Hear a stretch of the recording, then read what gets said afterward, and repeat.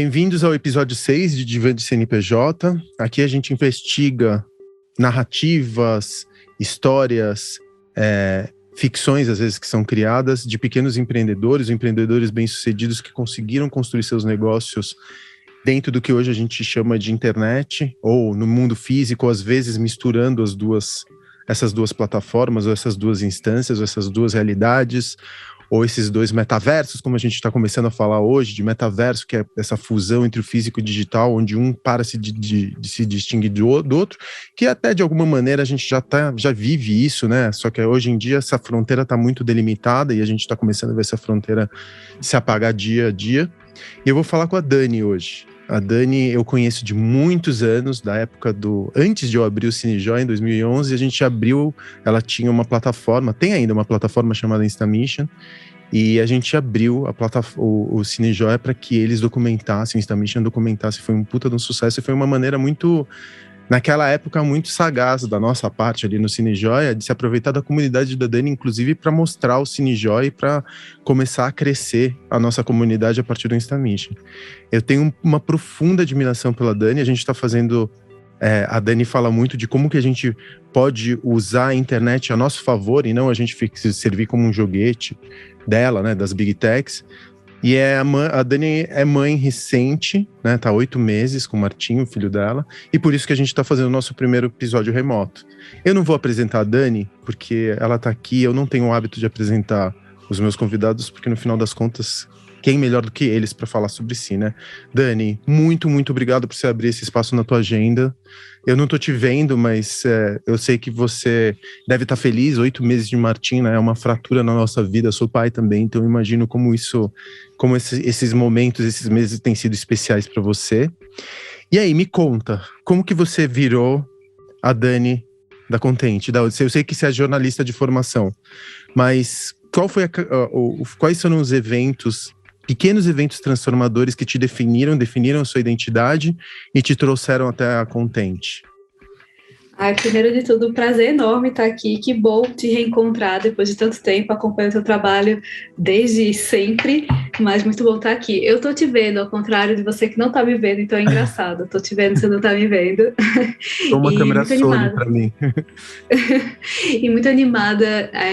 O nome desse podcast é muito bom, né? Divã no CNPJ, porque eu acho que a gente que empreende tem tanta coisa para falar e para dividir, e eu fico muito feliz quando eu tenho esse tipo de oportunidade, porque a gente olha uns recortes, né, na própria internet, mas e fora dos stories, como é que a gente dá conta de dar conta de tudo que a gente faz.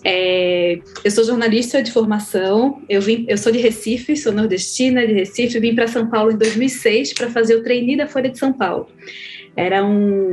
Foi um grande divisor de águas da minha vida, porque esse trainee foi quase como uma segunda faculdade.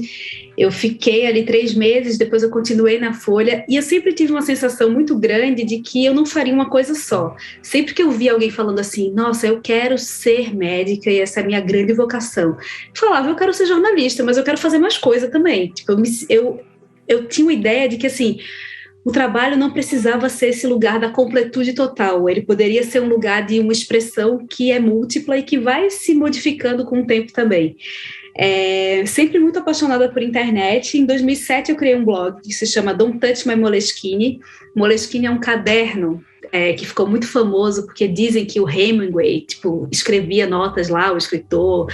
Então tem todo esse hype em torno desse caderno, ninguém sabe se é verdade ou não, mas uma vez voltando da terapia, eu escrevia vários insights ali e eu pensei numa música de uma banda que falava Don't Touch My Bikini, e aí eu falava Don't Touch My Moleskine, foi daí que surgiu esse nome. E esse blog, eu gosto de contar dele porque ele fez uma mudança muito grande na minha vida. Foi por conta dele que eu conheci a Luísa Vol, que é minha sócia na Contente. Um dia ela me mandou mensagem, a gente começou a se falar, a gente se encontrou ao vivo com as outras pessoas que também tinham presenças ali no digital, numa época em que era tudo mato, como a gente falou aqui na pré-gravação. E a gente deu um match muito grande, assim, a gente falava muito de internet no momento em que internet não era uma pauta como é hoje.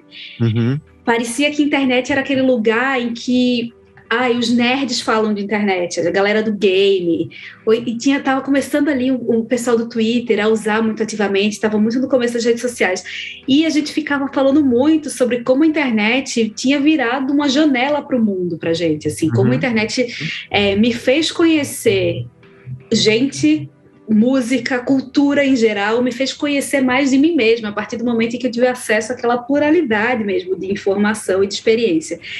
Então a gente ficou nessa conversa de internet, até que um dia uma amiga virou e falou assim: nossa, vocês são muito apaixonados por internet, vocês deviam criar alguma coisa juntas, fazer uma empresa. E sabe aquela fala muito despretensiosa que gruda no seu ouvido? A gente virou uma para outra e falou: realmente, vamos fazer alguma coisa.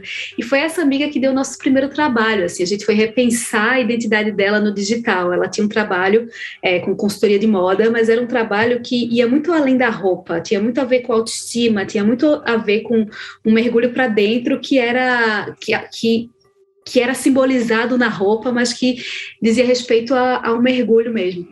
E a gente fez esse primeiro trabalho e foi legal, aí foram chegando clientes, assim, de diversos tipos, e a gente começou a fazer esse trabalho. E foi uma coisa que eu acho muito impactante de pensar hoje é que, para fazer esse primeiro trabalho, a gente já abriu uma empresa com CNPJ e contador. Talvez se fosse hoje, eu pensaria, eu vou fazer alguns trabalhos, a coisa engrenando, eu vou abrir uma empresa. Mas eu acho que tinha uma questão ali também, talvez da juventude, do momento de Brasil. Eu sei que a gente abriu de cara. Eu acho que também, hoje, olhando, eu acho que foi uma aposta muito no futuro, uma aposta num caminho, assim. Então, a gente abriu essa empresa em 2010 e começou a trabalhar. Sendo que o trabalho que a gente fazia, a Lu é publicitária e arquiteta de informação. O trabalho que a gente estava fazendo na Contente, ele não era exatamente um plano B, assim, ele era um plano B porque eu estava no jornal e ela estava em agência, mas a gente continuava trabalhando com a mesma coisa, assim, eu escrevendo, ela pensando em arquitetura, de informação, e a gente sentia falta de fazer alguma coisa autoral, alguma coisa que definisse o DNA dessa empresa, assim.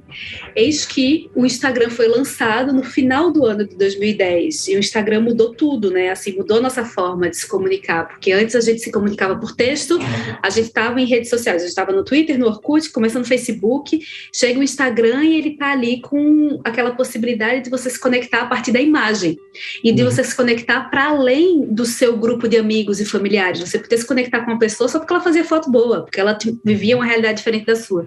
A gente ficou muito entusiasmada pela plataforma e a gente resolveu criar um projeto. Assim, a gente teve uma ideia de criar um projeto que é o InstaMission, que é um projeto que teve uma vida muito longa. A gente criou esse projeto de uma forma também muito simples. A gente pensou, e se a gente pegasse essa nossa empolgação e convidasse mais gente para ficar... para usar essa ferramenta de um jeito mais legal. Então a gente teve a ideia que consistia basicamente em, a cada semana, a gente convidar as pessoas para fotografarem uma missão. Fotografe sua casa, fotografe sua família, fotografe o que é felicidade para você. E a gente criou esse projeto e, de novo, ele deu uma virada na nossa carreira, porque a gente conseguiu criar um projeto, um modelo de negócios muito formatado e muito legal no momento em que não existia nem anúncio patrocinado, nem publi no Instagram. A gente encontrou uma forma das marcas estarem ali muito antes de existir o recurso. Então, foi um projeto muito pioneiro que deu uma mudada, assim. Então, foi aí que a gente entendeu um pouco a Contente faz um InstaMission, a Contente tem um produto que resolve uma questão, tipo, como as marcas podem estar perto de uma comunidade super ativa e engajada, e como é que as pessoas podem estar ali sempre recebendo convites, e como é que elas podem também se encontrar em comunidade e crescer juntos. Então, um pouco esse começo, assim, mas eu tô falando muito, quero... Não, eu quero só entender uma coisa. O InstaMission não existe mais? Não, a gente encerrou ele. Encerraram, mas vocês encerraram ou deixaram ele suspenso, ou ele não foi alimentado mais? O que aconteceu? A gente encerrou, porque eu tenho muita agonia por que tá na internet ser para sempre? Não precisa. Eu sei, não sepulta, né? Não a gente pode... Exato, a gente pode entender que as coisas têm um ciclo, assim, o InstaMission teve um ciclo muito grande, assim, ele ficou muitos anos na ativa, quase 9 anos, sendo que e a gente fez missões patrocinadas por mais de 200 empresas. Quantas pessoas tinha a comunidade, Dani? A comunidade girava em torno de 50 mil pessoas, que não é muito. Não, é bastante. É bastante. 50 mil pessoas orgânicas, sem você comprar seguidor. É muita coisa, muita gente. Agora, deixa eu te perguntar uma coisa. Você matou a conta? Você abriu mão de 50 mil seguidores? Assim, você teve Sim. essa... Nossa, que coragem, velho. Porque a gente fez mudanças ao longo do caminho. Tem só o Instamission dá uma super história assim, mas tem vários momentos assim. Então ele teve esse momento de auge, esse momento de resolver um problema do mercado. Então a gente teve muitas missões patrocinadas por todo tipo de empresa que você imaginar, todas as empresas em atuação no Brasil, eu acredito que a gente fez. Então foi muito bom, foi muito impactante. E essa coisa do número, que eu falo que nem é muito, eu acho muito, porque eu sempre gosto de tratar número como gente. Eu sempre penso, 50 mil pessoas é 50 mil pessoas. Uhum. Mas no Instagram tem essa piração, né? Que hoje em dia, principalmente, tipo, muita gente tem 2 milhões de seguidores, 5 milhões, 500 mil, então a gente perde a noção um pouco. Mas a comunidade no Instamission, ela tinha uma força muito grande de ser uma comunidade engajada. Então, a cada convite que a gente fazia, as pessoas mandavam fotos. Então, um exemplo muito claro disso é assim, uma vez uma marca de produtos de sei lá, shampoo, sabonete e tudo mais, essa empresa fez um concurso cultural na sua página que tinha 5 milhões de seguidores. Quase não conseguiu participação. No Instamission, com 50 mil seguidores, eles conseguiram bater o recorde de participação. Foram mais de 10 mil fotos. Então, eu gosto de trazer isso porque a gente dá essa... A internet, a própria rede social faz a gente achar que a gente sempre precisa de mais número para conseguir ter um negócio de sucesso, mas na verdade a gente precisa ter uma comunidade potente que apoie o que a gente faz ou que compre o que a gente venda para que aquilo ali, né, seja sustentável. E aí esse projeto foi muito longevo e fez muito sucesso, mas a certa altura a gente também foi percebendo que estava diminuindo a procura, porque muitas marcas e agências estavam fazendo por si só o tipo de coisa que a gente fazia, muitas marcas estavam querendo construir os seus próprios canais proprietários, né? Então dispersou um pouco essa energia. Então a gente olhou e falou assim, está no momento de encerrar, honrar, que foi maravilhoso, transformou nossas vidas, e agora a gente fecha. A gente fez uma despedida no próprio Instagram, a gente não deletou a conta, mas a gente comunicou que estava encerrado. Que demais, e que coragem, hein? Que coragem. E ele tá lá suspenso, ele tá sem alimentação, ele tá ali na vida de todo. Eu sigo o Instamission também. Ele tá ali suspenso, é que eu não fui procurar antes da gente conversar. Ele tá Sim, ainda. ele tá lá. O que eu acho que ajudou a fazer, a deixar... Exato. O que eu acho que deixou uma tranquilidade de a gente fazer isso é o fato de que a gente fez há 2 anos um novo perfil, que é o Content.vc, que é o perfil em que a gente discute os temas que fazem sentido para a gente agora. Porque a partir de 2015, mais ou menos, a gente foi percebendo que essa internet, que era um lugar de muito entusiasmo, essa internet que sempre nos deu tanto, ela também tinha virado um lugar de muita comparação, de ansiedade, de angústia. E em 2015 a gente criou essa hashtag que depois se tornou nossa missão como empresa, que se chama A Internet que a gente quer, que é um convite para que a gente construa coletivamente a nossa forma de estar nas redes, porque a gente passa o dia inteiro nas redes, a gente é impactado por elas o tempo inteiro, mas a gente trata como algo que sempre teve aí. Então fica esse lugar de vamos refletir sobre. Então a gente começou há 2 anos a fazer esse outro perfil e esse perfil foi crescendo. Eu acho que também deu uma paz de espírito de, sabe, não vamos transformar essa conta em outra, vamos criar o que faz sentido pra gente agora. Eu quero falar sobre internet. Tem tanta coisa que você abordou aqui que daria assim 1 hora de conversa, mas quero conversar um pouquinho com você sobre o que a gente entende por internet hoje. Quando eu estava contando para você, né, que você disse que quando você chegou, a internet ainda era mato. Eu, quando cheguei na internet, ela era deserto, porque eu trabalhei na América Online no começo dos anos 2000, comecei a trabalhar com pesquisa, quando eu era engenheiro de alimentos e estava fazendo pesquisa, eu usava BBS, e o meu primeiro contato com a internet é do começo da década de 90. Me lembro que eu jogava Doom por BBS, assim, é uma coisa muito, muito estranha. E eu me lembro que a gente tinha uma narrativa naquele momento que a internet estava no campo da utopia, né? Da liberdade, do potencial, de destravar o potencial que cada um tinha dentro de si. Essas são as primeiras narrativas da internet, com um toque ainda de George Orwell, 1984, que via ali pelo cyberpunk, do William Gibson e tudo mais. Mas para aquelas pessoas que estavam trabalhando com internet no começo dos anos 90 e anos 2000, a gente ainda estava no campo da utopia. Aí a América Online, ela chega, e eu acho que a América Online foi genial naquela época, porque ela chegou cedo demais até, e queria controlar a internet, alguma coisa. Ela queria controlar o Velho Oeste. Então ela monta um cercadinho, que a gente chamava naquela época de Walled Garden, né? Jardim murado.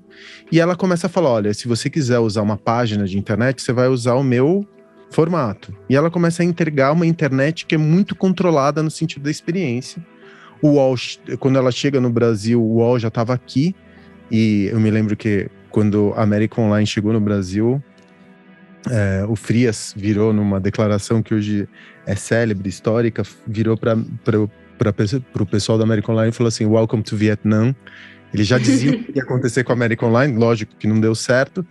E aí e não deu certo porque ele queria controlar, a América Online tinha a pretensão ali no começo dos anos 2000 de controlar a experiência do usuário. Então a gente estava dentro de um jardim murado.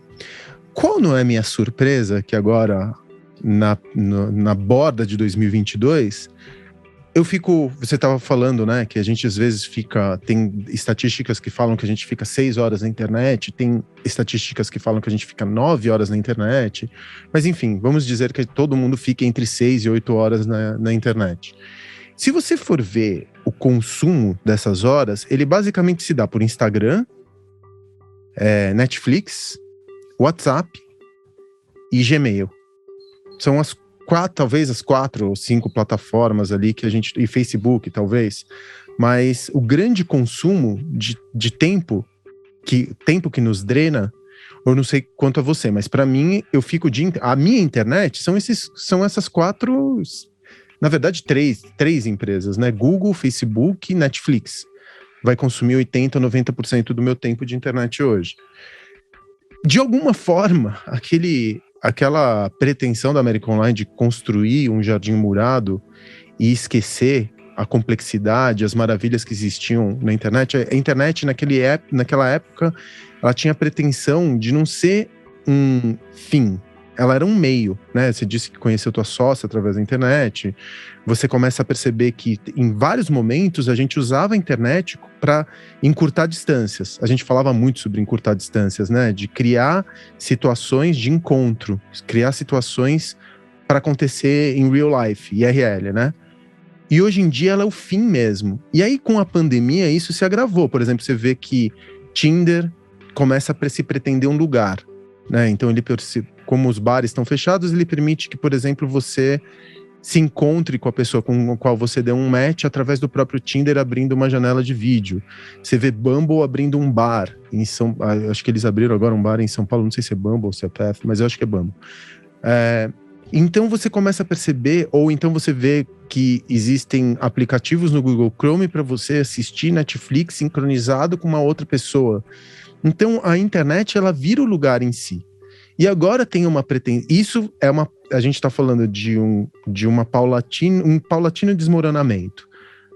A internet como meio, a internet como fim, e a internet agora como tudo. Na visão mais distópica possível, a gente já não tem mais em real life. A gente está no metaverso, onde está in real life e o mundo digital, eles estão entremeados a tal ponto que se você só consegue, que aí você vai ver, sei lá, Ready Player One e outros dispositivos, outros filmes de ficção científica, que começam a preconizar esse futuro onde não tem mais sentido você viver no meat space, né, no espaço da carne, porque o mundo digital que está entremeado com o espaço da carne é muito mais interessante. O digital, ele vira uma potência do mundo da carne. Eu estou contando uma longa narrativa que você participa porque você é uma estudiosa da internet, das possibilidades.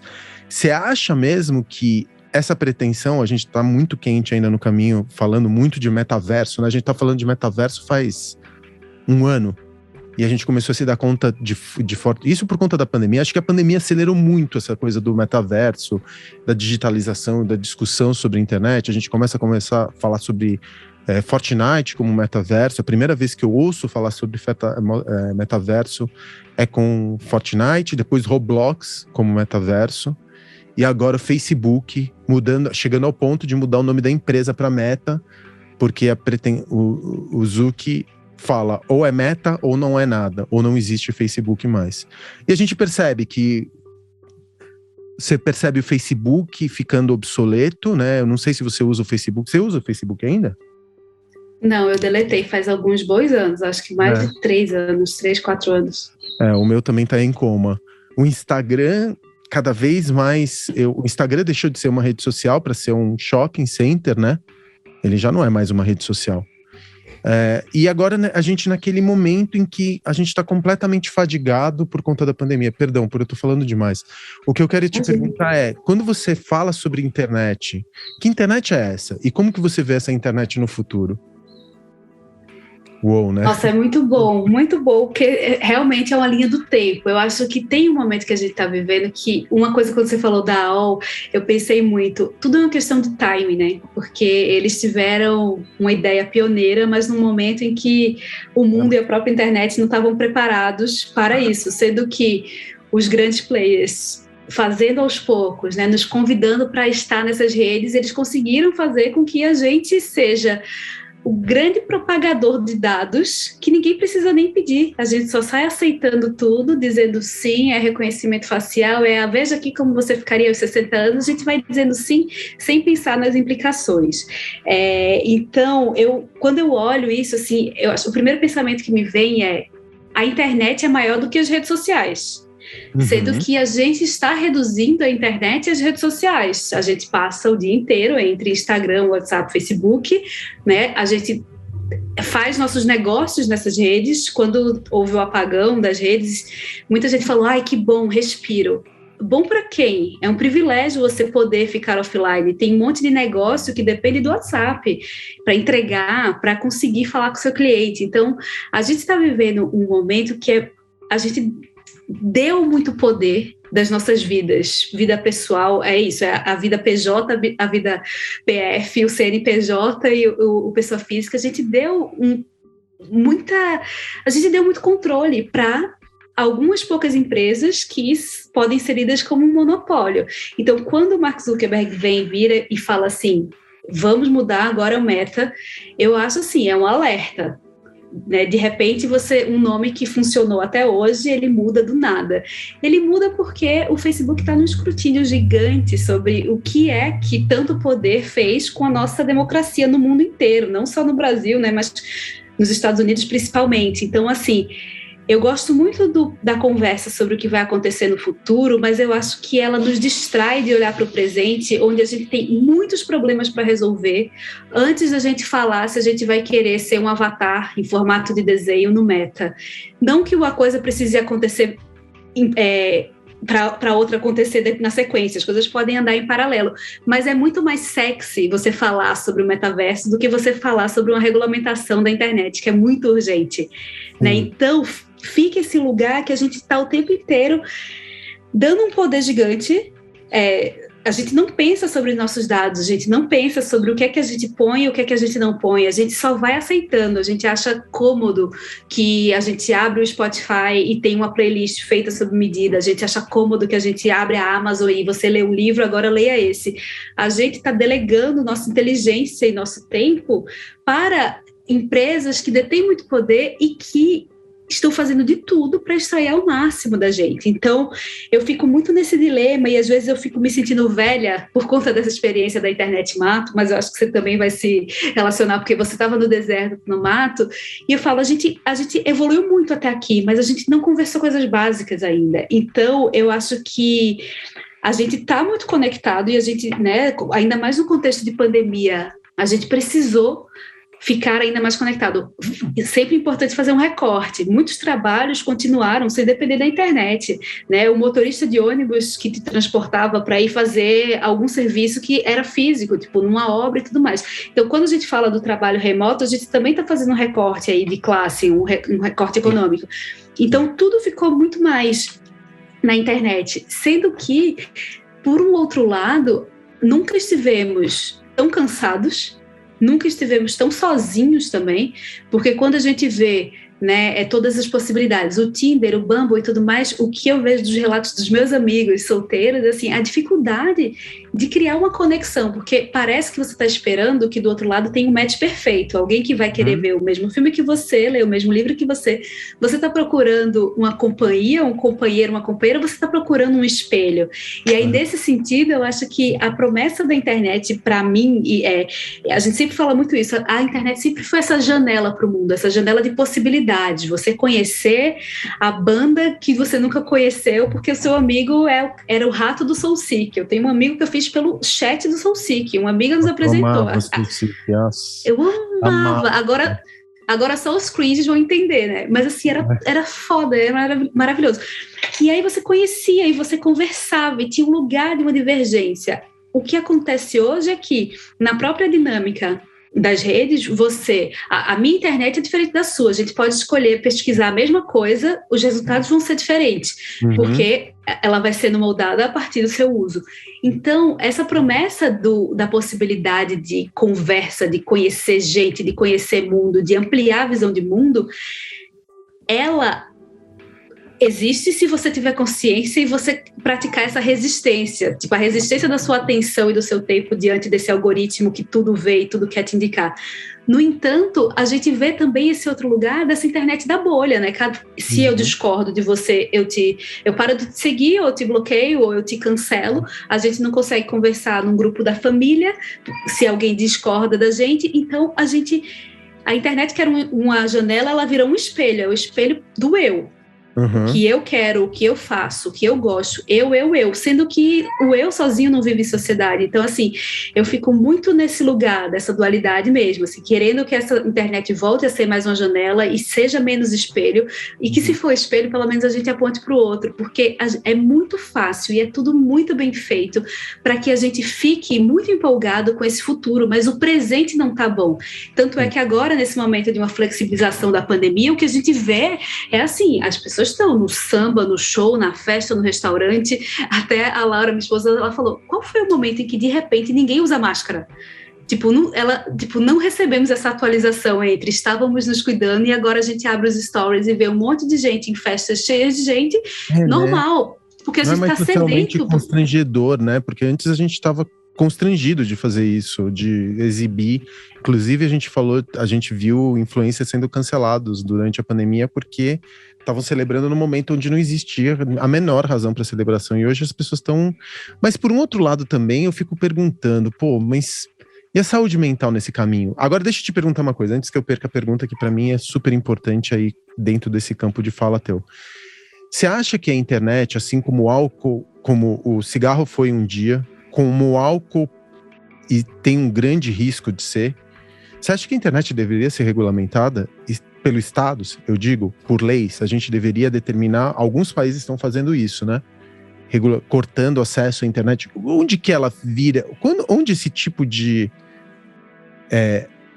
se você é a favor... Porque eu não acredito assim, é muito difícil a gente falar. A internet, ela não existe. Existe capitalismo, né? E o capitalismo, ele está completamente entremeado com a internet. A internet é só um jeito do capitalismo ele fluir de uma maneira, ou ele concentrar a rede de uma maneira mais agressiva. Então, acho que internet e capitalismo, as coisas não são indistinguíveis num determinado momento. Então, tá aí o Estado para controlar, ou deveria estar o Estado, para se interpor entre o capitalismo mais agressivo e a população, enfim, que muitas vezes é presa desse capitalismo e também produz esse capitalismo nos seus atos, nos seus dia a dia. A internet, especialmente as redes sociais, né, quando a gente, como você bem disse, a gente confunde uma com a outra. Ela tira o melhor e o pior da gente. Então, tem um mecanismo de caça-níqueis, tem um mecanismo de cassino. Eu queria que você falasse um pouquinho sobre isso daqui a pouco, que é para, enfim, as pequenas doses de dopamina que a gente recebe no dia a dia, a gente confundia a nossa importância no mundo por um número, então a gente quantificou a importância das pessoas no número, como você estava dizendo, eu tenho 50 mil seguidores, eu tenho 100 mil seguidores, isso quer dizer que eu sou mais valioso que você, o que é uma grande besteira, porque eu lido muito com influencer, especialmente por conta do Altar, a gente recebe muita mensagem, eu não tenho dinheiro para fazer marketing, então a gente recebe muita mensagem de influencer querendo se hospedar no altar. E é muito doido, porque eu pego o arroba deles e rodo naquelas ferramentas de auditoria. E eu percebo que, sei lá, 80% dos seguidores vêm da Índia, do Paquistão ou da China. Ou seja, são bots. Mas eles continuam, isso de uma determinada forma, é quase patológico, assim, infla o ego daquela pessoa de tal maneira que ela começa a se ver como uma influencer, e ela começa não importa que ela sabe que alguém comprou aqueles influencers para ela, se é que ela não comprou ela mesma.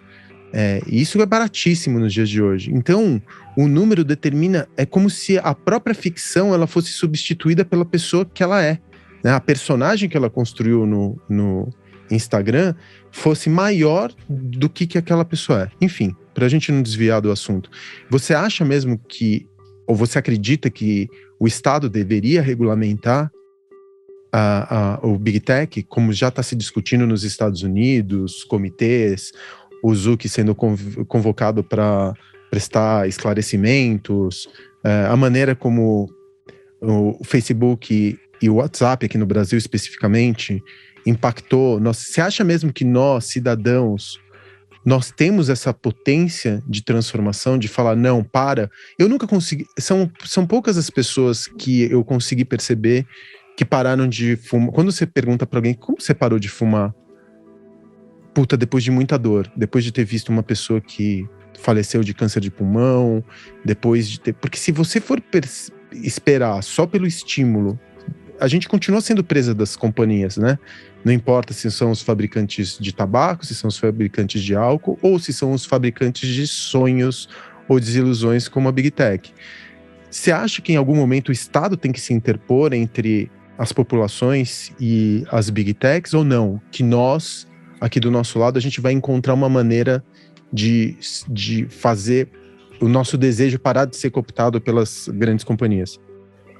Eu acho que quando a gente pensa que a gente pode ter protagonismo nisso, a gente coloca na nossa conta um problema estrutural. Quando eu ouço alguém falar, não, mas é porque eu não consigo não ficar nas redes sociais, parece que eu não tenho força de vontade. Não é força de vontade, é tudo desenhado para você ficar ali o tempo inteiro, para você ir buscar aquela recompensa o tempo inteiro. Então, cérebros brilhantes estão fazendo de tudo para que a tecnologia seja altamente viciante. Então, assim, você não conseguir é o esperado. Quem consegue é a muito custo. Eu acredito que a conversa sobre regulamentação é urgente, inclusive por conta dessa questão do monopólio mesmo, porque quando você vê no dia feito o apagão, foram muitas horas de apagão, né? Facebook, WhatsApp, Instagram. Horas, Imagina se aquilo ali dura uma semana, se aquilo dura um mês, o que é que acontece com um monte de gente? E não é só em relação a negócio, é em relação à conexão mesmo com outras pessoas que moram em lugares diferentes. Eu acho que a discussão é muito ampla no sentido de o capitalismo, a gente não devia estar comemorando o bilionário querendo ir para a Lua. A gente deveria pensar que assim, não deveriam existir bilionários no mundo em que tanta gente passa fome. Então, assim, eu acho que a pergunta maior, a resposta maior é assim, o sistema em que a gente vive não deu certo para algumas pessoas e acabou com muitas outras, ou está acabando. A gente vai continuar quanto tempo assim em troca de uma comodidade? Então, eu acho que essa conversa precisa acontecer. É muito difícil nesse momento, porque, por exemplo, se fosse o Estado no Brasil, me dá medo, porque, assim, do jeito que a gente está, querer interferir na internet, como já aconteceu nesse governo, tem muito a ver com tolher vários mecanismos que demoraram um tempo para existir. Então, quando existe uma ameaça à moderação de conteúdo, por exemplo, no Brasil, é muito complicado, porque isso pavimenta uma estrada para que em 2022 se repita o caos que foi a eleição de 2018. Então, eu acho que a gente está vivendo num momento de uma crise tão grande que é difícil olhar soluções. E também, quando a gente está nesse auge da crise, a gente quer algo que resolva rapidamente, mas não vai resolver rapidamente. Por isso que eu tendo a olhar a conversa sobre a consciência sobre o papel das redes, eu tendo a olhar essa conversa sobre ter mais consciência sobre o funcionamento das redes e o impacto que ela tem na gente, quase como uma questão de saúde pública. A gente parece que é uma bobagem discutir a internet, mas é isso, ela já complicou a vida em vários níveis, no nível pessoal, no nível do trabalho, no nível da democracia. Então, um primeiro passo é a gente tomar consciência. Sempre falam isso, inclusive, né, nas outras indústrias. Você fuma muito? Primeiro passo é você se entender como alguém que fuma muito. Nesse caso, eu não acho que o primeiro passo é entender que somos pessoas que usamos muito a internet. Todos nós usamos, e depois da pandemia ainda mais. Até certa altura, eu conseguia ter uma noção maior de quanto tempo eu passava na internet, eu tentava desconectar mais. Hoje é um esforço muito maior. Mas eu acho que um primeiro passo é, assim, convidar mais gente para pensar sobre isso. Não é natural que tão poucas empresas detenham tanto poder.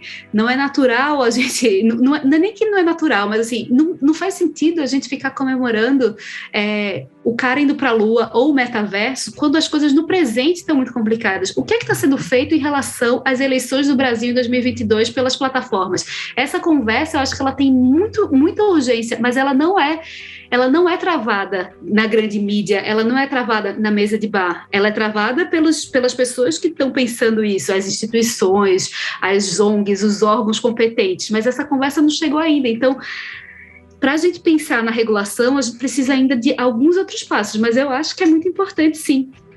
Mas a gente, inclusive, como a internet ajudou, as redes sociais acabaram ajudando no crescimento de atores da política que se valeram de uma desinformação gigante, de fake news para se elegerem, é difícil dar esse poder, né? Tipo, dizer assim, eu quero que esse próprio governo regulamente. É meio impossível, porque aí eu acho que é tiro no pé. Então, eu acho que a gente vai precisar dar uma respirada e pensar, essa mudança, ela é a médio e a longo prazo. A gente não vai dar para achar que a gente vai resolver em um ano. Talvez a gente resolva pelos próximos 10 anos, mas é muito importante. Inclusive porque, quando você falou essa coisa aí dos números, que eu acho que é uma das grandes questões, né? A gente se valida pelo número que a gente tem, a gente fica querendo mais. O que é esse mais? O que é essa validação externa que a gente tanto procura? Nenhum número vai ser suficiente se essa validação não vier do interno também. Parece papo de terapia, mas é isso, assim, não vai adiantar nada. Quando você vê um caso feito do Whindersson Nunes, o cara bomba de seguidores, bomba de trabalho, tá lutando ali com várias questões de saúde mental, o que mostra, só para dar um exemplo muito blockbuster, assim, que não é sobre o número, e inclusive os números são muito manipulados e muito manipuláveis. Eu recebo toda semana no meu WhatsApp: oi, tudo bem, você quer comprar seguidor? Você pode comprar seguidor para a sua live. Então, assim, custa barato para você inflar o número da sua live e você vender uma publicidade. Então, assim, a gente precisa voltar para um lugar de, assim, o que é que a gente está esperando da internet, das redes sociais, das conexões que a gente tem? A gente quer se conectar com 1 milhão em que 80% disso são robôs, ou a gente prefere ter uma audiência significativamente menor em comparação, mas que a gente consiga fazer alguma diferença na vida dessas pessoas? Você sabe que você estava falando aqui, eu me lembro que o Instagram... Você lembra quando faz um ano, mais ou menos, o Instagram escondeu o número de curtidas? Uhum. Ou te deu essa possibilidade, né, no beta, de esconder o número de curtidas, o que no final das contas só facilitou aqueles criadores de conteúdo que compravam seguidores, porque aí você não tinha como fazer uma analogia entre o número de seguidores e o engajamento. Então, você ficava lá com esse número de curtidas escondido, e você não tinha como saber se aqueles seguidores eram reais ou não. Mas imagina que louco se, em vez de esconder o número de curtidas, a gente escondesse o número de seguidores. Isso sim ia ser foda, porque você ia romper com toda essa cadeia que acredita que reforça essa estrutura que fala que número de seguidor é igual a popularidade ou valor no mundo, né? Imagina só se a gente conseguisse, a gente, em vez de... eu acho que seria muito, muito, muito potente se por um acaso... Isso nunca vai acontecer, obviamente que nunca vai acontecer, não por iniciativa própria. Mas imagina que louco seria se a gente não tivesse mais o número de seguidores do lado de cada pessoa que está dentro de cada uma dessas plataformas. Isso ia ser muito, muito forte, porque... Eu acho que faria muito pela saúde mental das pessoas. Porque porque eu estava dando curso também online, eu fico o tempo inteiro lendo ou sendo impactado por publicidade que está cada vez mais dentro do meu feed, de gente que fica falando de growth hacking, de como você ganha seguidores, e não importa se você... Eu posso ter 2 formações, eu posso ter mestrado, doutorado. Se eu não souber fazer reels, eu não tenho valor na sociedade de hoje. Mesmo que eu seja empreendedor, mas se eu não for um produtor de conteúdo que saiba fazer reels ou TikTok, beijo, virei tio. O meu valor no mundo está determinado por carrossel e reels, porque isso que vai determinar meu engajamento, que por sua vez vai determinar meus novos seguidores, que vai criar um funil de vendas, que assim sucessivamente, nessa coisa inclusive de outras empresas ou de outros, até por pressão social, de outras pessoas me enxergarem como mais ou menos valioso. A gente está vivendo num momento que eu sei, eu não quero soar como um tio falando isso, mas a gente está vivendo num momento que eu acho que... Outro dia aconteceu uma coisa muito foda. Outro dia não, agora no sábado. Eu encontrei uma amiga, Helena, tinha visto um show no Blue Note, encontrei a Helena na pista ali do Blue Note, né, na saída. Eu falei, e aí, Helena, tudo bem? Fazia uns 3 anos que eu não a via. E eu cruzei com ela tava indo embora, enfim, eu tava indo ao toalete. Aí eu cruzei com ela e falei, e aí, Helena, tudo bom? Tudo bem? Ah, tá bom, que legal. E cada um foi pro seu canto. Aí eu cheguei em casa e eu falei assim, deixa eu ver se a Helena postou alguma coisa do show.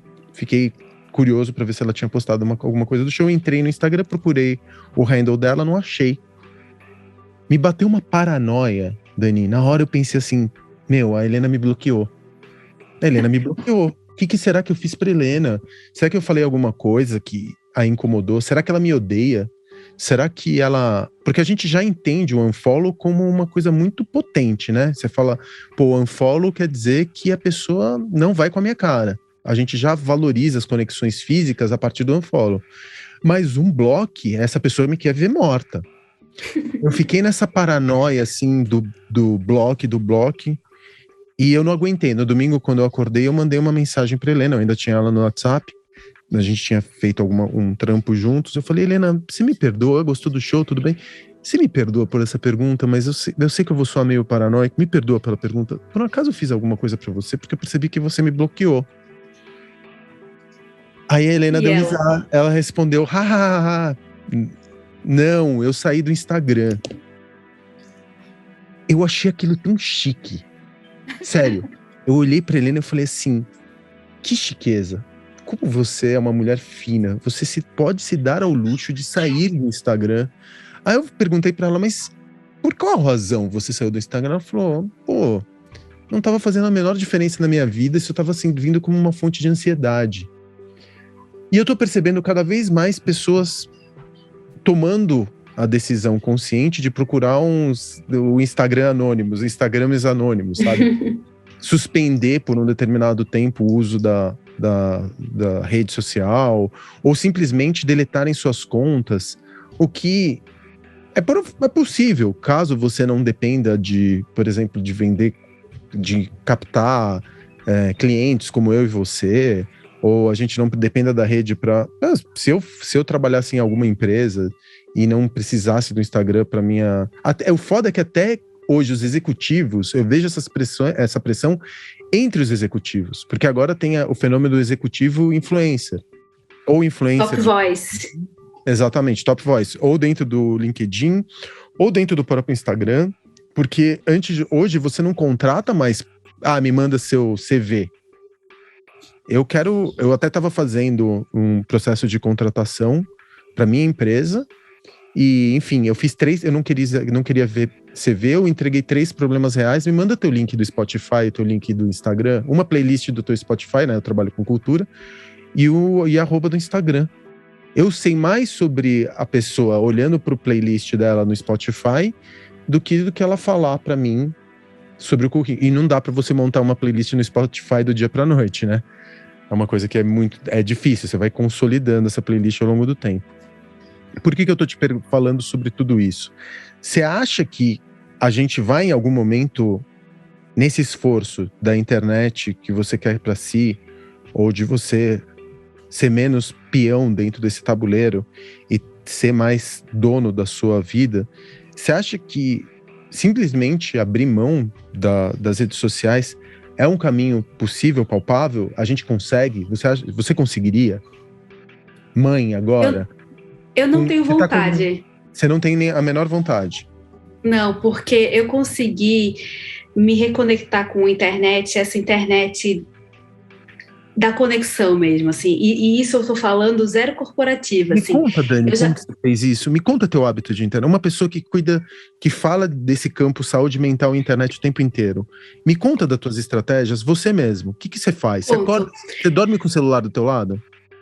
Eu durmo com ele do lado, eu tento desligar ele, assim, 1 hora antes de dormir. Aí eu tento colocar no modo avião. Modo avião. Modo avião. Então ele fica do lado, mas ele tá no modo avião. E eu tento fazer isso na primeira hora da manhã também. Sempre que eu consigo, é sucesso, mas várias vezes eu não consigo. Várias vezes eu acordo, já dou aquela pulada nele e já vejo coisa. Mas é quando eu tento. Mas o que me conectou, eu acho que é super difícil conseguir estar offline. Eu acho que realmente é um privilégio você não ter uma presença. Isso quer dizer que você tem um trabalho tão bem estabelecido no offline que você não precisa vender seu peixe. Sendo que a gente está num momento de múltiplas crises. A gente está numa crise sanitária, numa crise econômica, numa crise do trabalho. Então, esse lugar aí, não basta só você ter um currículo, você ter essa presença te diferencia, você ter um portfólio organizado também, você se mostrar como alguém para além do seu trabalho vira um ativo também. Você é a pessoa que está sendo procurada por uma vaga, mas você também tem esse hobby que dá para pensar. Então, assim, eu acho que faz parte desse momento. E aí, o que eu acho que é interessante é você escolher a forma como você está. Porque por mais que estejam ali dizendo para você, faz assim, faz assado, faz assim, você tem que postar. E quando você falou da coisa do curso, a gente fez um curso online ano passado e eu comecei a estudar bastante sobre esse universo e é uma loucura. Tem gente que fala assim, você tem que postar 30 vezes no dia. Poste, inclusive, quando você não tem nada para dizer. Então, tem um lugar de uma pulverização, assim, tem muito mais gente na internet hoje, isso é maravilhoso, ainda tem mais um monte de gente para entrar, 25% da população brasileira não está, essas pessoas não estão na internet ainda, tem muita gente para chegar. Então, são muitas internets dentro da internet, são muitas redes sociais dentro de uma rede social. Então, eu fiquei numa baita crise de ansiedade quando eu comecei a investigar esse mundo dos cursos, porque, assim, é pautado no tem que, faça mais, faça, fale. E eu não acredito nisso. Foi um dilema para a gente botar um curso no ar, porque eu falei, eu só quero um curso se for relevante, se eu tiver o que dizer realmente, se isso for útil para outras pessoas.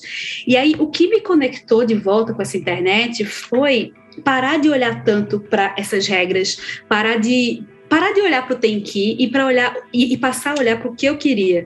No começo da pandemia, fiquei muito impactada, como todo mundo. Eu tinha muito medo que a pandemia fosse algo que durasse bastante tempo, porque muita gente falava assim, em 15 dias vai estar de boa. O Martim é filho da pandemia, né? É filho da pandemia. Que da hora. Nasceu na pandemia. Foi concebido na pandemia, praticamente. Sim. Nossa. Ele é super da pandemia. Então, assim, auge da pandemia, a gente aqui sozinha. Mas, enfim, eu fiquei muito impactada por aquilo ali. E teve um dia que eu resolvi... Eu tava assim, né? Eu tava aquele momento da restrição mesmo, sem ver as pessoas. E com medo. Será que isso vai durar muito? Será que não vai? Como é que é operar nessa nova configuração de mundo? E aí eu tava falando com um amigo e ele falou assim, nossa, eu tô com saudade de ver as pernas de vocês, porque eu só vejo vocês do peito para cima, porque eu só vejo vocês na tela. E aí eu fiquei com aquilo ali, saudade das pernas na cabeça, e eu escrevi um texto chamado Saudade das Pernas, e que eu falava um pouco como eu estava me sentindo em relação à pandemia. E esse texto, parece que ele foi uma libertação para mim, no sentido de voltar a usar a internet do jeito que eu gosto. Eu entrei na internet das primeiras vezes, eu já fui para Mirk, CQ, aí conhecia gente, aí depois conhecia no offline também. E ao escrever esse texto, um monte de gente se identificou. E eu troquei bastante, e eu me senti mais livre para escrever as coisas que eu queria escrever, e não as coisas que eu tinha que, ou as coisas que eu deveria fazer. Então, parece que eu soltei a mão na escrita, muito mais, sabe, desde esse começo da pandemia. Daqui a pouco comecei a fazer vídeos sobre síndrome da impostora, que é algo que acomete muitas mulheres, alguns homens também. E aí eu comecei a pensar, o que é que eu quero colocar nessa internet, como eu quero colocar. E aí isso me deu um senso de pertencimento maior, de autenticidade mesmo, e me conectou com as pessoas de uma maneira que eu tava com saudade até, sabe? Tipo, parei de ouvir o tanto blá blá blá e fui fazer o que fazia sentido para mim. Mas deixa eu te fazer uma provocação. Você pode se dar o luxo porque você tem dezenas de milhares de seguidores, você tem uma empresa que está bem estabelecida, que está exatamente nesse campo. Agora, vamos supor um empreendedor ou uma empreendedora que vai lançar um negócio agora. Como que você foge da roda viva? Como que você consegue sair disso, dessa... Eu acordo de manhã, sem brincadeira, de domingo para hoje de manhã, eu durmo também com o celular do meu lado. Primeira coisa que eu faço quando eu acordo, eu olho o WhatsApp. E a única notificação que eu tenho no meu celular é o WhatsApp. O resto das notificações eu silenciei, porque aquilo para mim era uma fonte de ansiedade horrorosa. Eu não consigo entender gente que tem notificação no Instagram, fulano curtiu sua foto. Nossa, eu também não. Não consigo entender. Então a única coisa que eu tenho hoje é o sinalzinho ali do WhatsApp do número de mensagens novas, porque tem coisa que pode ser urgente. E a gente para de pensar que a urgência também pode ser um telefonema, né? E não necessariamente uma mensagem de WhatsApp. E aí eu acordei hoje de manhã, eu tinha 10 mensagens. Do domingo, na madrugada do domingo eu recebi 10 mensagens. Não eram mensagens de grupo, eram mensagens dirigidas a mim, de gente que na madrugada do domingo para segunda-feira, eu não tô te contando alguma coisa que é extraordinária. Acontece isso todos os dias. Eu acordo com dezenas de mensagens no meu WhatsApp para eu responder. Então, como que você... Hoje você tem um canal muito estabelecido, uma comunidade muito engajada, pessoas que respeitam muito o seu trampo, porque ele não começou de hoje, ele não foi estabelecido de maneira artificial, você conseguiu construir essa autoridade. E para quem está começando, como é que você... Eu sou um empreendedor ou sou uma empreendedora que vou começar meu novo negócio. Eu tenho 0 seguidores no perfil da minha empresa. E eu preciso vender, porque não tenho outro canal hoje para vender que não online, não Instagram ou Facebook. É impossível, né? É indescolável hoje em dia você vender alguma coisa sem ter uma presença digital. O que você faria? Uma provocaçãozinha. Entraria na roda viva? Olha, mas entrar na roda viva mesmo, postar 2 vezes por dia, construir conteúdo. Essa é a minha primeira pergunta. E a segunda pergunta, que é derivada dessa, é você é produtora de conteúdo, né? Você escreve, você grava, enfim, produz conteúdo o tempo inteiro. Você tem uma agenda de programação de conteúdo? Quantas horas por dia você se preocupa com a tua presença digital? De produzir conteúdo e falar dos campos que você domina? Só um disclaimer, eu não estou dando conta, eu não conheço quem esteja, eu também estou na roda viva e eu estou numa roda viva nesse segundo semestre que eu olho e falo assim, meu Deus do céu, hoje eu almocei na frente do computador fazendo uma reunião e eu tive reunião emendada assim, ó, 9, 10, 10, 11, meio-dia, 1, 2, tipo, emendadaço, assim, tipo, e eu converso com outras pessoas desse meu... Ou amigos ou pessoas dessa mesma área, tá todo mundo assim, tipo, não tá bacana, não tá funcionando. Eu tô em burnout também, acabei de sair de um processo de burnout, e o burnout é o nosso estado da vida hoje em dia, né? Pelo menos eu tenho momentos em que eu estou em burnout e momentos em que eu estou tendo um alívio de burnout, mas eu me considero em permanente estado de burnout. Um burnouter. Tipo, eu chego na minha terapia. Maravilhoso. Eu chego na minha terapia várias vezes, vem cá, mas será que isso aqui não é sinal de burnout? Aí ela fala assim, você está sempre querendo se diagnosticar, você está um pouco sobrecarregada. Eu acho que é um estado desse momento para muitos de nós, inclusive quem trabalha com internet, com comunicação, de estar sobrecarregado. Então, é muito difícil estabelecer o limite entre o pessoal e o profissional. A gente super caiu na armadilha do faça o que você ama, né? Faça o que você ama, tipo, e a frase já poderia ser reformulada. Faça o que você ama e você vai trabalhar o tempo inteiro, inclusive no final de semana. É muito difícil. O que eu diria para quem está começando agora e precisando construir uma presença, é assim, antes de começar a sair fazendo, tenta parar e pensar no que você quer. Por quê? Você pode querer uma audiência qualificada, e isso significa ter 5.000 pessoas. Ou você pode querer ter muita gente porque você vai precisar vender alguma coisa depois. Então, isso significa ter 5 vezes aquilo. Você precisa definir um pouco o que você quer e saber que isso pode mudar ao longo do tempo também. E assim, por mais que tenham diversos, entre aspas, especialistas te dizendo o que é que você deve fazer para crescer, você só vai conseguir crescer se você descobrir qual é o seu fôlego. A gente, quando fez o curso da Contente, ele se chama Criar Sem Crise. E o S do sem é entre parênteses, porque é criar sem crise e criar em crise. Porque talvez seja esse o estado do momento mesmo. Então, a gente sempre gosta de pensar assim, você quer ter sua presença no Instagram, por exemplo. Qual é o seu fôlego? Quantos posts você consegue fazer por semana? É melhor você dizer que você consegue fazer 2 e manter uma constância do que você falar que vai fazer 6 e você fazer isso por um mês e desistir. É tipo porque também tem academia, né? Total, você precisa ver o que funciona, assim. Então, definir o seu fôlego, depois definir quais são os assuntos que você aborda, como você aborda.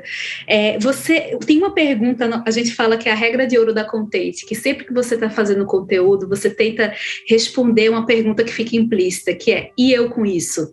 Quando você posta algo na internet, você pensa que vai ter gente ali do outro lado que vai ser impactado. Tipo, aquilo ali vai despertar o quê na pessoa? Se ela estivesse se perguntando, e eu com isso, o que é que você responderia? Isso não significa que precisa estar no texto ou na sua fala, num vídeo, mas tentar responder. E a gente sempre gosta de pensar também quais são as emoções que a gente quer despertar quando a gente põe um conteúdo na internet. Às vezes é um conteúdo puramente informativo, às vezes é um conteúdo divertido. Quem aí não sobrevive ao Brasil 2021 na base de memes, né? Todos nós, eu imagino, assim, muitos de nós. Às vezes esse conteúdo ele é inspiracional, às vezes ele é um conteúdo de dia a dia, de bastidores. Você precisa conseguir delimitar ali o que é que você quer ativar no outro, porque no fim do dia a gente abre essas redes inúmeras vezes porque a gente espera sentir alguma coisa. O que é que você está fazendo o outro sentir?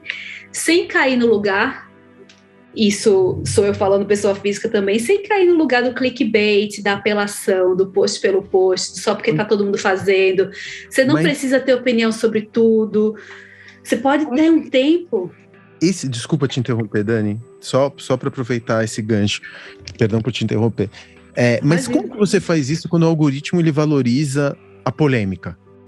Como o engajamento ele é feito à base também de pequenos jatos de ódio, de raiva. Eu, por exemplo, quando eu falo dos bilionários, que é um assunto ou meritocracia, são 2 assuntos que eu amo tratar. Meritocracia e bilionários no meu Instagram. Toda vez que eu posto alguma crítica ao Elon Musk, que pra mim eu não consigo entender como esse cara é considerado Jesus Cristo, ele ocupou o lugar do Steve Jobs, né, na contemporaneidade. Sim. Ele é uma figura mítica e mitológica dentro do próprio empreendedorismo. Eu não consigo ver por que a gente coloca esse homem num pedestal e não a tiazinha do Yakult, ou não a mulher negra de quebrada que foi abandonada pelo pai das crianças e sai para vender bolo de pote. Eu não consigo entender como que a gente coloca o Elon Musk. Todas as vezes que eu coloco alguma crítica jocosa com relação ao Elon Musk, eu recebo, por um lado, milhares e milhares e milhares de likes, e por outro, centenas e centenas e centenas de seguidores a menos. É imediato. E eu fico contente quando... Pra fazer um trocadilho, eu fico contente quando eu perco o seguidor. De verdade. Eu tenho um prazer... Eu quase salivo, assim, quando eu perco o seguidor, porque eu não tô perdendo seguidor, na verdade.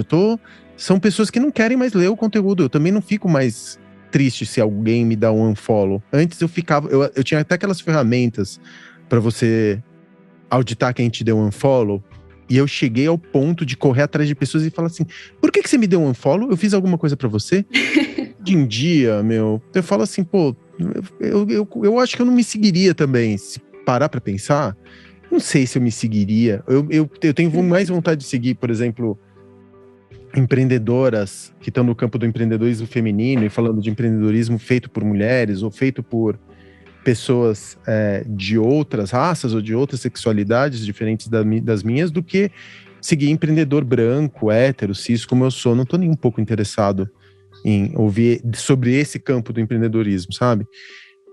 Então, como que você... Desculpa, porque eu falo pelos cotovelos. Como que você, dentro desse jogo, que tira o pior da gente porque procura polêmica.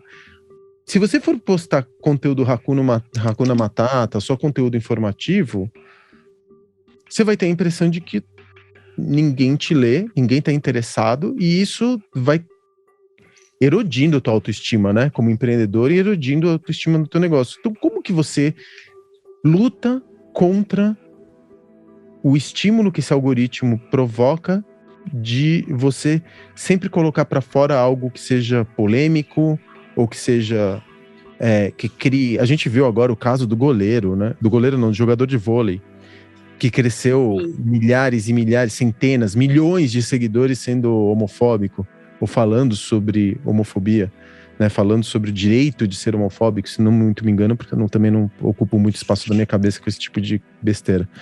Mas como que você... Se tá dado que a polêmica, que gera engajamento, que gera seguidores, que chega na página de Discovery, que é recomendado pelo algoritmo, e blá, blá, blá, blá, blá, blá.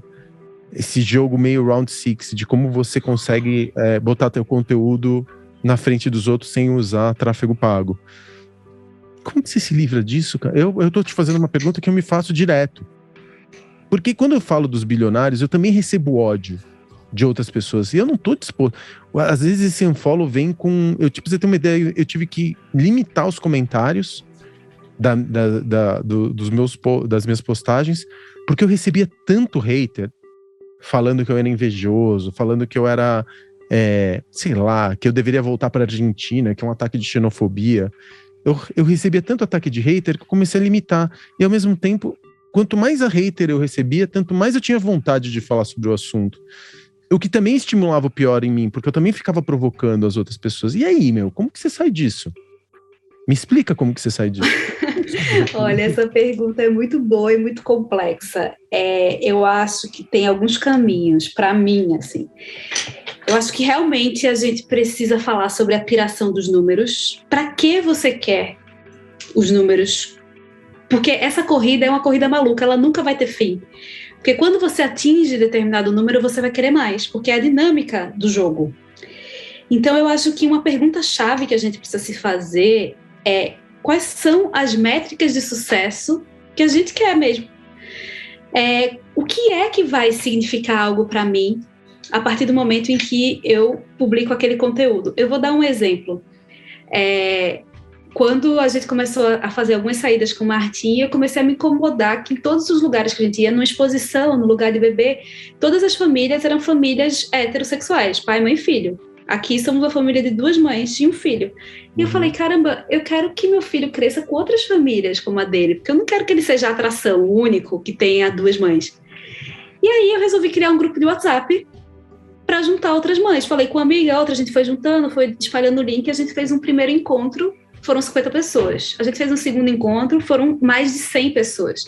O grupo agora já tem mais 2, e são depoimentos, assim, lindos, de gente que nunca tinha convivido com outras famílias, de gente cujos filhos nunca tinham visto outra família formada por 2 mães. Então, assim, essa métrica, para mim, é maravilhosa. Eu não preciso atingir 100 mil pessoas, mas nessas mais de 300 que eu consegui juntar nesses grupos, tem uma conexão muito forte, tem um senso de identificação, de comunidade mesmo.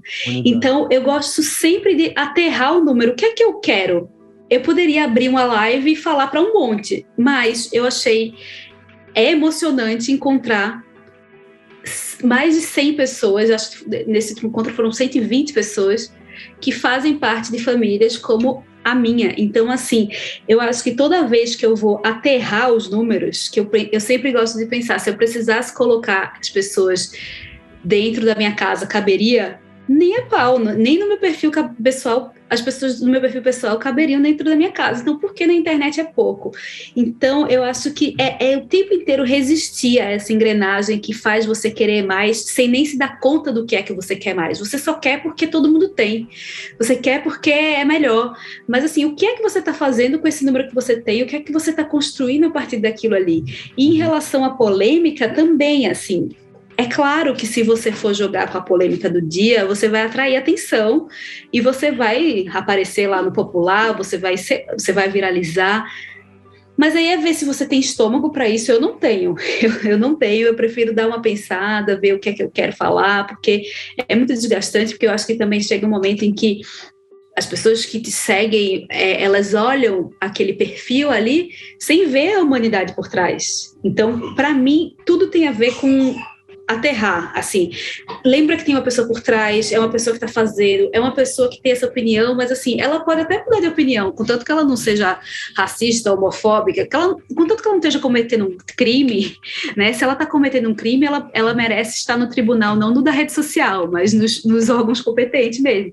Mas eu acho que é esse lugar, assim, sabe, de voltar para dentro, assim, a gente só vai conseguir criar um conteúdo legal para fora, autêntico, que reverbera nas pessoas se a gente estiver conectado com a gente. E essa é uma tarefa da vida inteira. Então, tem hora que você vai se importar mais com um follow e tem hora que isso não vai fazer diferença. Tipo, eu já recebi, assim, sei lá, já postei uma foto, eu e minha mulher, uma foto de carnaval e perdi um monte de seguidor. E era uma foto, sim, só uma foto de carnaval. E eu falo, putz, a homofobia, ela é velada. Mas quando eu falo de tudo isso, desse lugar de humanizar as conversas e as relações, eu fico pensando também que isso tem muito a ver, que isso pode ter muito a ver com um recorte de gênero, assim, e que talvez, se eu fosse um empreendedor, homem, branco, hétero, cis, talvez eu estivesse com um número muito maior, fechando muito mais negócios, mas certamente esse, né, com toda a confiança, porque assim, pessoas que nunca fizeram nada vão te ensinar a vender alguma coisa. E aí falam com uma confiança e um monte de gente compra, mas eu acho que, de novo, a gente tem um papel muito importante como disseminadores de informação. Assim, a gente precisa convidar as pessoas para a conversa, a gente precisa contar como esse desenho está torto de várias maneiras, sabe?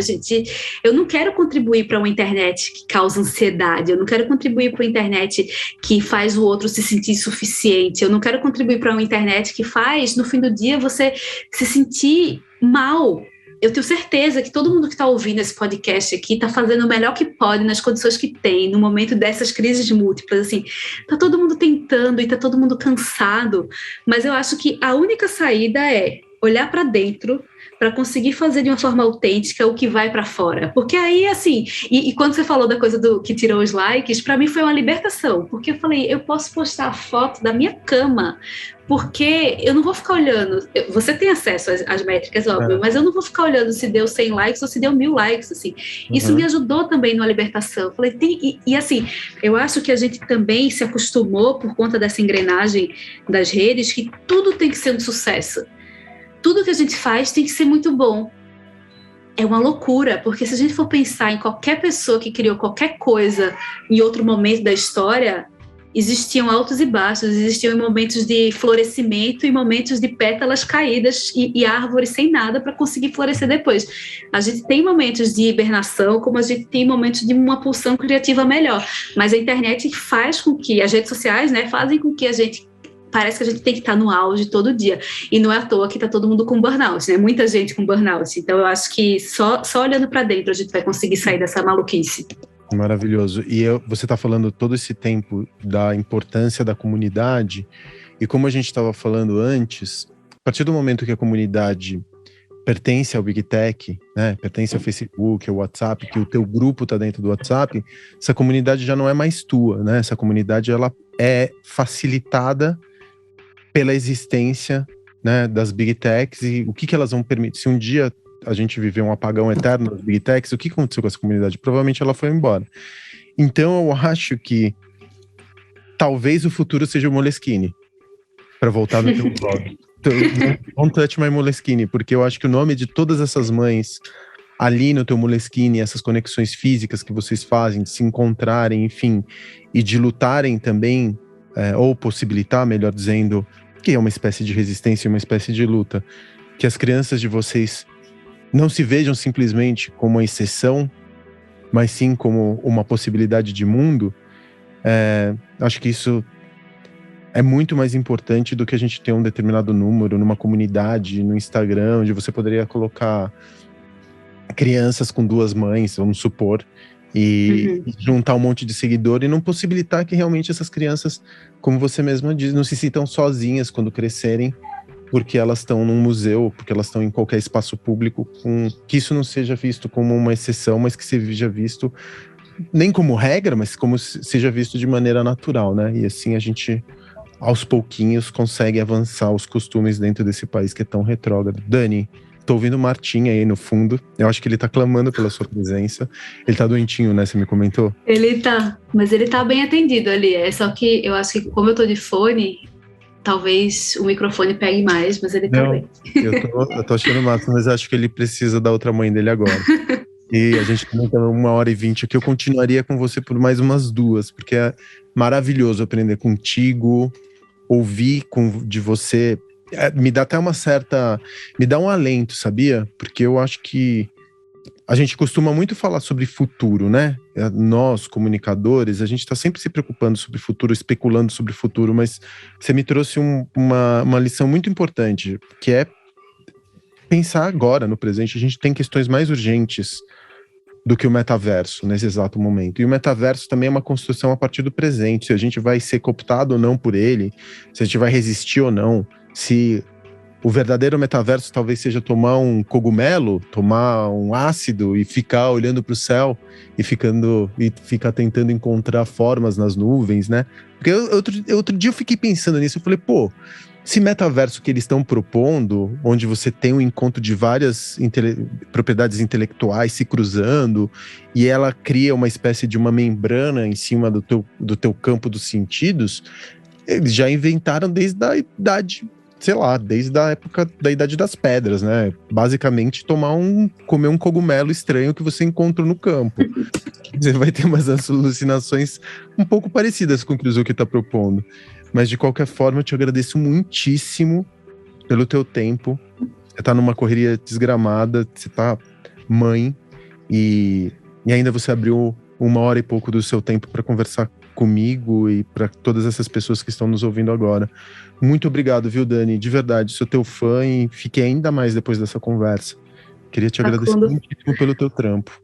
Foi maravilhoso, te agradeço muito pela generosidade, por todas as provocações, assim, foi uma conversa, esse tipo de conversa chega a um respiro no dia, porque sai do batidão e faz a gente pensar, assim, eu lembrei que a gente fez um vídeo com você uma vez, que foi muito bom, a gente saiu, assim, tão encantada com tantas possibilidades que você... Era sobre como matar um projeto. Como matar um projeto. Eu ia te falar sobre no Insta. Como que eu ia te falar? E você acredita que esse vídeo do Como Matar um Projeto, que eu tava ali, a gente gravou no Riviera, né? Lá no fundo. Eu vou resgatá-lo, ele tá no YouTube em algum lugar. Eu vou te mandar. Ele marcou tanto a minha vida, até hoje. A gente fala muito sobre o começo, mas a gente tem vergonha do fim, né? Exatamente. Meu, marcou muito a minha vida. Foi a primeira vez que eu realmente pensei. Então, todas as vezes que eu preciso matar um projeto, e aconteceu isso durante a pandemia, eu volto para aquele lugar, sabe? Como matar Nossa, que legal. E eu lembro que a gente saiu da entrevista falando, caramba, que troca de ideia boa, porque eu acho que a gente fica muito, às vezes, nos problemas que acontecem, mas falta fazer essa linha do tempo. Então, realmente, só reforçou minha admiração por você e pela sua sagacidade, sua inteligência também de costurar esses vários assuntos, essas histórias todas, assim, vida longa a todos os seus projetos. Foi um prazer enorme. Obrigado mesmo, espero que a gente se encontre num futuro em tempos melhores. Um beijo também. Na sua família linda, viu? Um beijo na sua também. Beijo. Tchau, tchau. Tchau.